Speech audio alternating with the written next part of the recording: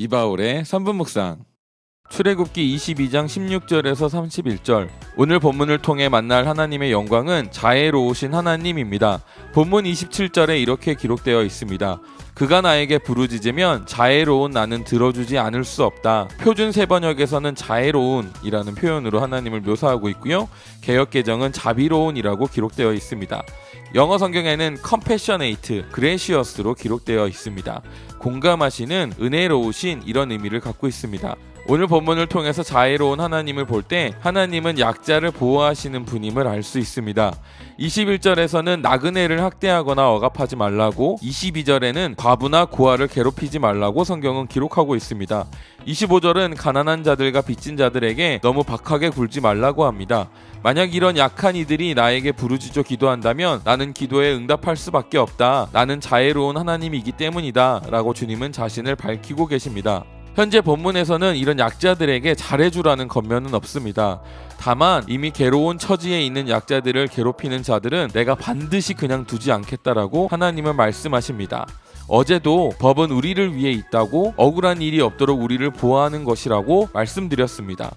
오늘도 마찬가지입니다. 법은 약자들을 보호하기 위해 있는 것입니다. 무엇을 해야 한다고 강요하지 않습니다. 무엇을 하지 않는 것에 대해서 정죄하는 것은 율법주의입니다. 바리새인들은 자신들이 금식하고 기도하는 것을 자랑스러워했고, 그렇게 하지 않는 이들을 판단하고 정죄했습니다.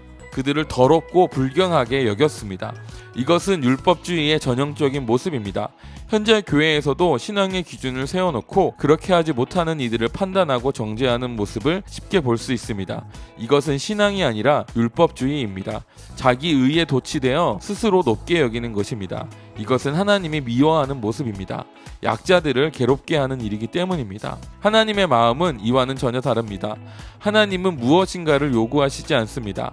가난한 이들을 모른 채 한다고 해서 하나님께서 그것을 정죄하시지 않습니다. 다만 법으로 약한 이들을 괴롭히는 것을 막아놓으셨습니다.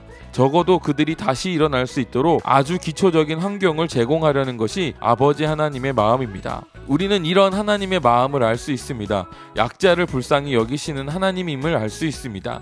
우리가 연약하게 쓰러졌을 때, 우리가 약해져 있을 때 하나님은 우리를 긍휼히 여겨주십니다. 제가 처음 열정을 가지고 신앙생활을 하기 시작했을 때 제 생각만큼 저는 경건하게 거룩하게 살지 못했습니다. 이전에 지었던 죄들을 여전히 짓고 관계에 많은 문제들이 있었습니다. 저는 자애로우신 하나님에 대해서는 알지 못했어요. 하나님께서 내 연약함을 이해하시고 날 위하신다고 생각하지 못했습니다. 일반적으로 제가 느꼈던 것은 연약하여 쓰러진 나를 정죄하고 판단하는 소리들이었습니다. 주변의 사람들이 나를 정죄한다고 느꼈고 하나님도 그런 나를 심판하신다고 생각했습니다. 그래서 하나님께 나아가는 것이 얼마나 두렵고 힘들었는지 모릅니다. 정말 큰 두려움 속에서 회개로 하나님께 나아갔습니다. 감사하게도 하나님께 나아갈 때마다 하나님은 저에게 평안을 주셨습니다. 그 이유는 하나님은 심판하시는 분이 아닌 자애로우신 하나님이셨기 때문입니다. 하지만 이 사실을 몰랐던 저는 오랫동안 두려움 속에서 신앙생활했습니다.